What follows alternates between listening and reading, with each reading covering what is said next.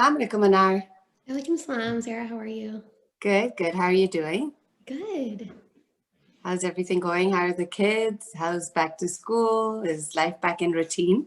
Yes, actually, it's funny that you mentioned that. So today everyone's home because my daughter has a cough. Oh So gosh. she's not going to school, but that also means the siblings can't go to school. Oh, Yeah, we've yeah. had So we've had a couple of incidences in the high schools yeah, where, but it's not my kids' classes, so I think we're right. good. Yeah. So she has a doctor's appointment this morning, and then once she's cleared, then the kids can go back and she can go back when she's symptom free. I don't know, there's so many rules. So today's an interesting day. We'll figure it out. Yeah. That's okay. We've had quite a few COVID testing done in our Oh, have house. you? Yeah.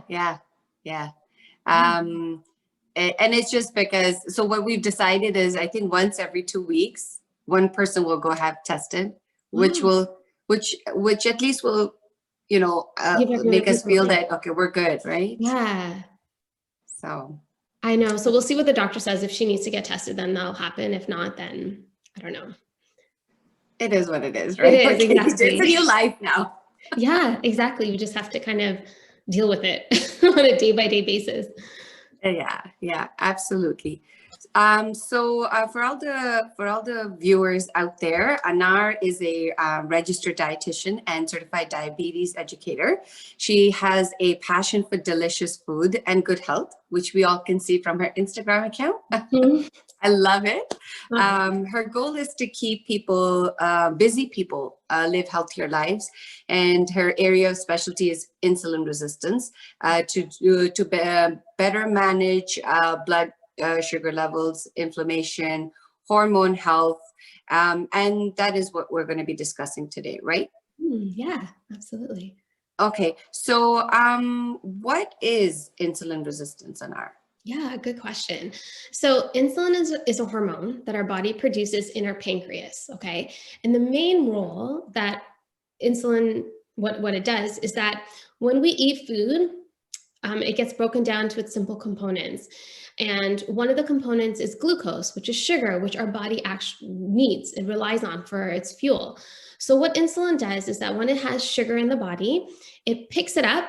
It's kind of like a chaperone, and it allows the glucose to enter into the cell that our body uses for energy. So if there's no insulin, then the blood sugars are just going to be floating in our blood. Okay. So yeah, so the main role is for it to shuttle all the sugar from our foods into our bloodstream, or sorry, into our cells, out of our So it bloodstream. goes from the food to the bloodstream, and from the bloodstream, it should technically enter into the cell that will Yeah, then give us energy and all that, exactly. and kind of convert that glucose into energy, right?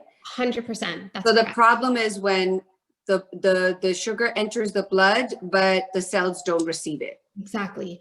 So Okay. every cell in our body has insulin receptors. So the insulin acts like a key, right?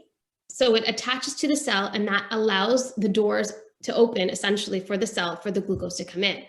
So there's two things that could happen. Your cells can be insulin resistant. Okay, that Mm-hmm. means they're not responding, they're not allowing insulin to attach on it for the sugar to come in.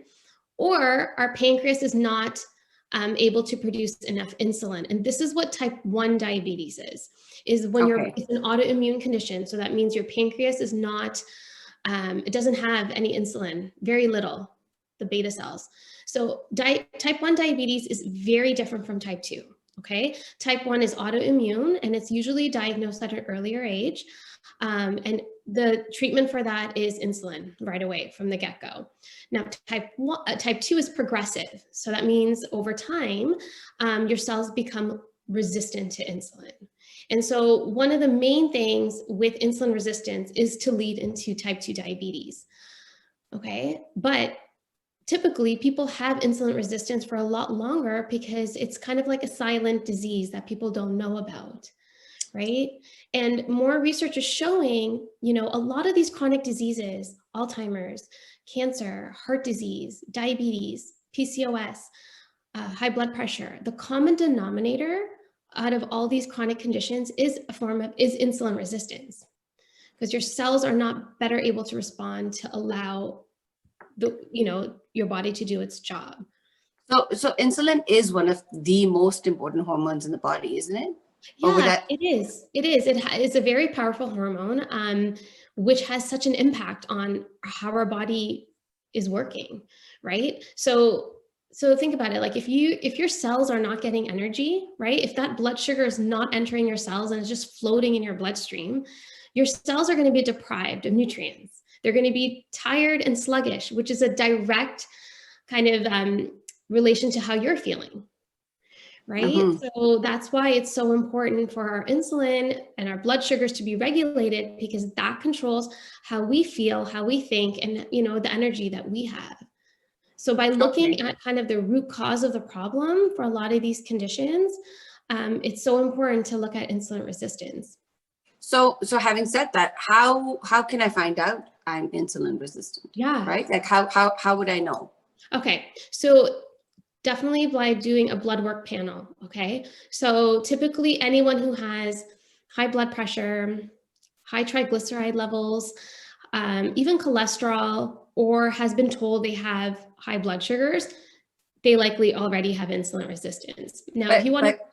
My question is, like, for example, do you what would prompt me to go get a blood test done? Like, we're so wrapped up in our everyday lives, like we don't pay attention to our body that much. But like, what would be the signs that would tell me, hey, you know what, I think I need to go get a blood test done? Yeah, so definitely every year you should be getting your blood levels, you're meeting with your doctor just to screen for any kind of routine blood test. 100%. Every year you should be doing that, especially over the age of 40. Okay, because as we get older, our body is also getting older and our organs are also slowing down and aging. So we want to make sure everything is in check. Now, let's say so for insulin resistance, genetic does play a part. So if you have a family history of heart disease, diabetes, you want to be on the lookout. If you had a history while you're pregnant with gestational diabetes, that puts you at a higher risk. Or if you have PCOS, or let's say you have gained a lot of belly fat. Okay, if you gained a lot of fat around your belly, which is known as visceral fat, which is probably the most dangerous type of fat, because what happens is all our organs are kind of in our abdomen, right? In our midsection. So when we have a lot of fat there, it puts a lot of stress on your organs. So they're not working as efficiently. Does that make sense? So if you've noticed a lot of weight gain, especially in your belly, that's something that you want to pay attention to. Now, there's one test that everyone can do right now, is to measure your waist in inches and divide it by your height in inches. And if that ratio is higher than 0.5, that puts you at a risk for insulin resistance, which can lead to different diseases. Yeah. So that's something you don't even need a blood test for. You just do it, like, if you want to just kind of check. Yeah. So it's you measure your waist, right, and you divide that by your height, right. And if it's less than 0.5%, you said? Yeah, if it's less than 0.5, you're good. Okay. That anything above sensitivity, anything above that, that's a red flag. Oh, wow. And that's when you can go to your doctor and they can run more additional tests. Fasting blood sugars are probably the best ones to look at. Cholesterol panel. You can actually even get your insulin tested. Not all doctors would do that. You would have to specify, if you wanted to get that done. And of course, if you have like a family history, that does put you at risk. But our environment and our food choices is the biggest predictor, of insulin resistance as well. So, so you said obviously genetics is one main cause of it. Are there any other causes like that is genetics, is the food we intake? It's our lifestyle. Just the lifestyle. So if you're not doing physical activity and things like that, that will all contribute towards your body going into insulin resistance then. And the thing is, like, certain ethnicity puts you at higher risk as well. So South Asian, we're just at a higher risk for developing diabetes and heart disease. That's just unfortunately in our genes. Other ethnicities like being African, Middle Eastern, again, those are also at risk ethnic groups. Latin America as well. So, that doesn't work to your advantage as well. It's just genetically, or just the way we carry our weight for South Asians typically tend to be in our midsection. Yes. Yeah. Right? They've even done studies on babies, South Asian babies in Canada, and they found that even though the babies are thin, the way their fat is distributed is mostly centered around their abdomen, which puts you at higher risk. So you could still be thin, but carry a lot of weight in your midsection.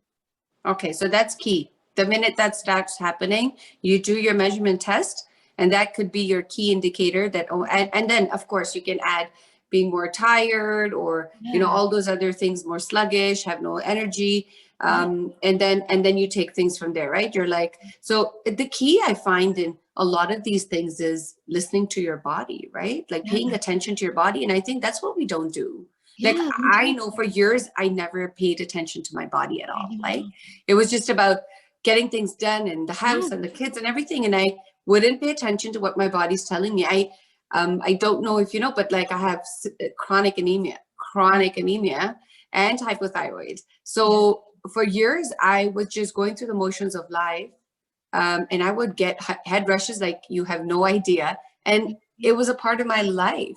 Like it was just like, okay, I'm gonna get up and I'm gonna get a head rush. Like, oh my God, yeah. You just adapted to those symptoms, right? Yeah, and so I think listening to the body. As soon as I start paying more attention to my body, started listening to it, I notice I catch things very quickly, right?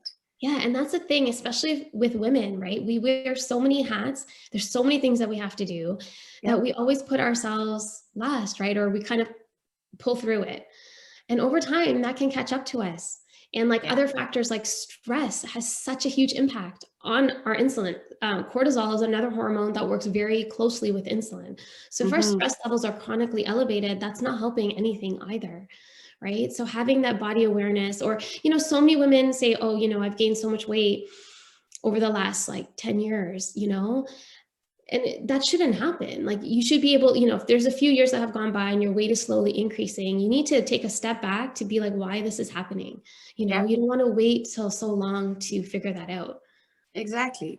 And I mean, that's what I try to do is, I do intermittent fasting, but I take breaks in between. When I take my break, it's not like I'm depriving myself or whatever, but I pay attention, right? Like the minute I feel like, oh, I won't hop on the scale every day because that would drive me crazy. Yes. But like the minute I feel like, okay, I think I just kind of need to adjust things a little bit, it's just, again, be more mindful of your own body. Right. I think that's very, very important. And then I think it would play also role into your mental well-being, right? Yeah, 100%.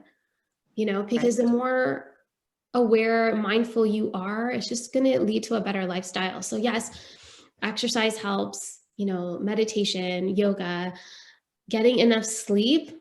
That's probably one of the best things you could do for your body, is to make sure you get at least a minimum of 7 hours of sleep. Okay. Wow. When we sleep, that's when our hormones can rebalance. And that's when our cortisol can actually lower.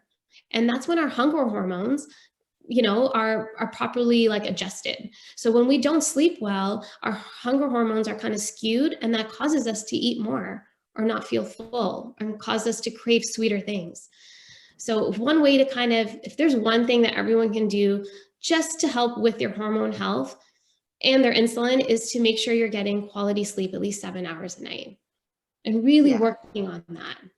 And that would kind of eliminate your after 10 o'clock sweet snack, right? Yes. Because I feel like if I'm staying up and I'm working, and usually I don't have a sweet tooth. Yeah. But like all of a sudden I'll like crave for something like a small piece of chocolate or something, right? And then you have that and then you go to bed. So not the best, right? Yeah. And that's what, like, a lot of people that I work with, they say, they're so good during the day, but in the evening, whether, the house is quiet, the kids are asleep, you just need, as a way of to de-stress, it's just like an emotional thing to want to snack. And, that can cause problems as well. So you want to, try to, after your evening meal, if you've eaten well during the day, you should be able to not eat anything. And one way to do that is just to go to bed earlier. Yeah. I find in winter, it works for me much better, because winter I go to bed early. Yeah.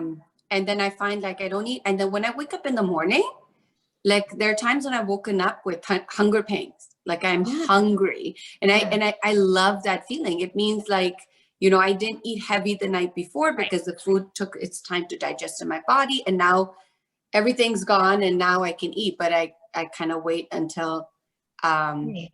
if I'm intermittent fasting, until my time. And so yeah, I mean, you know, it's I think it's a good way to kind of keep yourself in check, is get to bed early so you don't eat Yes. and things like that. Yeah. So so can you reverse insulin resistance? Like, is Oh, that something that we can, like, if we've overlooked our body and we've gone to that point where our body has become insulin resistant, can we reverse it? yes, absolutely you can. So let's say you did that that waist to height ratio, and you're a Mm-hmm. little bit elevated. And so far, you know, your risk is low in terms of your blood work. It doesn't flag anything. If you are carrying excess belly fat, then Mm-hmm. losing weight and changing the way you eat is going to really help. Okay. So first thing is that you want to make sure you're having quality meals. That's a good balance of a lot of fiber and a lot of protein. Okay, so those two nutrients in itself is going to really help with weight loss, and it's just going to fuel your body. Okay, even having enough carbohydrates as well, or just making sure you're eating. You know, a lot of women I know just get on with their day, they don't eat properly, and then they have like a big meal at the end of the day, and that's like their, you know, main meal. That can completely throw your energy, your blood sugars off. And that, you know, so just by getting into a better structure of eating and making sure you're eating quality food, ideally protein and fiber, those two nutrients are going to really help to keep you full, to keep your blood sugar steady, and to help you feel better too in terms of energy. Yeah, I noticed that for myself. I mean, when I kind of plan around my meals, like, you know, okay, at least I have some kind of planning done for my own meals. Yeah. I feel like my energy levels are better, my mood is better. I end up being far more productive, I find, Yeah. right? Like, I feel like, you know, just because my energy is up, otherwise everything seems to start going downhill a little bit. Right. And that's like one thing that I really like to stress on is to have balanced blood sugars. Because if your blood sugars are balanced throughout the day, that means that your energy is also going to be balanced. Do you know what I Mm-hmm. mean? So it's really Mm-hmm. important that when you wake up in the morning, you should have energy. If you're feeling tired right when you wake up, that's not a good sign. Okay, that could be a sign that, you know, you're not getting enough iron, your sleep is not good, or you're not eating well. So making sure you wake up with energy and having that energy sustained throughout the day by eating the right foods is going to really help you with everything else, you know, to keeping you energized, to keep you productive, you know, to make you feel better, because it's all connected. When our blood sugars are balanced, we just feel better, and that impacts our mood and everything, and our well-being. Yeah, that, to me, I think, I guess if there's one thing that I really, really would like to achieve in terms of my physical health, Yeah. is to be able to wake up early in the morning, like Yeah. earlier, much earlier, Yeah. and wake up like Refresh. with energy, not even full of energy, because it's been a struggle for me. Yeah. And I used to be such a morning person, and I still am. Like, every day when I try to get up earlier and I can't, Yeah. I just, it weighs on me because I want to wake up early and I want to be able to get a head start to my day. Yeah. But it's because of the anemia Yeah. and the hypothyroid. So it's everything kind of when it comes together. Yeah. And you know, but that's my challenge. I need to get Yeah. that sorted out for sure. Yeah. For sure. So I did ask a couple of like, I had put up on my stories, and there was a few questions that came in. And so one of them I had asked already, how do I know I'm insulin resistant? And you answered that question. The other one is, what are good foods and bad foods if you're insulin resistant? Okay. Okay. So you want to definitely make sure you're having the right amount of carbohydrates. Okay. So one of the macronutrients, there's 3 macronutrients. There's carbohydrates, protein, and fat. Now, the one that directly impacts our blood sugar is carbohydrates. So when carbohydrates break down to its simple component, it gets broken down to glucose, okay, like sugar. And the more foods that we have that have a lot of sugar in it, the harder our insulin has to work. It's going to have a direct rise in our insulin, right? So making sure you're having balanced meals. So if you are having carbohydrates, trying to choose a whole grain as much as possible. So for example, like if you're having bread or rice or pasta, doing a whole grain, that's going to have that fiber, and that fiber acts like a blanket, and it kind of keeps the blood sugars under control. It doesn't let it spike so much, right? So choosing the right carbohydrates is so important. So avoiding, I would say definitely the number one thing, if you could avoid, is simple sugary drinks, okay? Like juices or pop, even diet pop that produces an insulin response with the artificial sweeteners. You really want to minimize that, because that's just super easy. There's no digestion at all. It's just sugar that we're ingesting, and it impacts our blood sugar super quick. So cutting back on your sugary drinks is like the number one thing you can do. So I used to have a lot of Coke way back, and then I'd switch to Diet Coke. Yeah. And then I stopped. So there's no soda in our house. Good. Yeah. Completely. Like it's been, so we only get, because I love having like a little bit after dinner or whatever. And if it's in the house, we'll have it. Yeah. So we just stop bringing it. But you're saying that it's still not okay to have diet soda because that will still trigger insulin? Yeah. Oh, I thought, oh, because it's there's no sugar in it, and so we're good to have it. But I guess it's not, right? No. So sucralose, aspartame, they all produce an insulin response to our body. So, if you're having it once in a while, it's absolutely okay. If you're having it every day, which there are a lot of people that are dependent on it, right?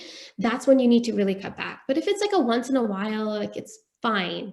But having it all the time, and your weight is increasing and you're not feeling great, then that's one thing that you really want to work on. And you can wean yourself off of it like you did, and just kind of train your taste buds. But the thing with artificial sweeteners is that they're artificial. They're chemicals, they're man-made. And that's why I don't have them. So I was like, if I am going to have it, like if I really, really do want to have a little bit of whatever soda, I go for the regular one. I don't have the diet sodas. I find like they're even worse. So I'll have the regular soda and have a little bit once in a while, whenever, but I won't have the diet ones because I think that's all chemical stuff anyways. Yeah, it is, right? And they kind of trick your brain. They're foreign substances in our body, right? And, artificial sweeteners has been shown to kind of alter our gut bacteria, which is not good. And it just tricks your brain. So it actually, for some people, craves you to crave more sweeter things. Oh, wow. Yeah. So, but there are two artificial sweeteners, I guess, that are kind of the best out of the worst. And that's monk fruit sweetener and whole leaf stevia. Okay, so when you are looking for a sweetener, if you're trying to cut back on your sugar intake, looking for those two don't produce an insulin response. So monk fruit and whole leaf stevia. Okay, so that's good to know. That's good to know. Yeah, yeah. And then, and in terms of any other foods that you would recommend that we should or should not have? Right. So we talked about the juices and the drinks, and then just making sure when you are having your carbohydrates, it's a whole grain, right? Making it a whole food source as much as you can. That's pretty much the main thing, is just really cutting back on your sugar intake and making sure you're getting enough fiber and protein during the day. Okay. So basmati rice, we're big eaters of basmati rice. Is that, I heard that was considered a whole grain. Is it or no? It's not considered a whole grain, but it does have a lower glycemic index, meaning that okay, so different carbohydrates produce a glycemic response. So the higher glycemic response, the higher insulin is going to be needed. So basmati rice, as opposed to a short grain white rice, has a lower glycemic index. So it doesn't raise your insulin as much. So kind of basmati is in the middle, and like a short grain white rice turns into sugar very quickly, and then a whole grain or wild rice is lower than that. And what about brown rice? Same. It has a lower glycemic index than basmati. Now, however, I don't think, you're having basmati rice on its own. You're having that with some protein, right? Yeah, absolutely. We have it like so I'm a big rice eater. I don't like I'll have roti once in a while, but I'm more of a rice eater. So, but I've cut it down. So before it used to be, I'm going to have whatever, my curry and dal and whatever with my rice. Yeah. And now I have flipped it the other way around. I'm going to have rice with my curry and whatever. So it's the portion of the rice is much smaller than where it used to be. So that's something. And you know what helps is I take out food with measuring cups. Yeah. And I feel like it just tells me, oh, I took a half a cup already. You know what I mean? Yeah. So just replacing my like the spoons with measuring cups is Right. kind of gives me a more better visual of what I'm putting in my 100%. plate. And then once you do that, you kind of know what a serving size looks like, Yeah. right? So just by Yeah. measuring your carbohydrates out, that's very smart. That's one of the best things you can do. So you're aware and you can better kind of have a gauge. You know, a lot of us don't understand, right? We just had a little bit, but how much is that, right? Yeah. So by Yeah. measuring And it it, depends on the plate, right? yeah. Yeah. They Yeah. say you should eat from a smaller plate because then your mind is tricked because it's full. Yeah. Or you So- can make half your plate full of vegetables, right? Yeah, that too. Yeah, like doing a salad or steamed vegetables. And again, they all have fiber in it. So that fiber or the protein that you're having with your rice, it's all going to help reduce those spikes that we see in our blood sugar. It's going to help balance it out.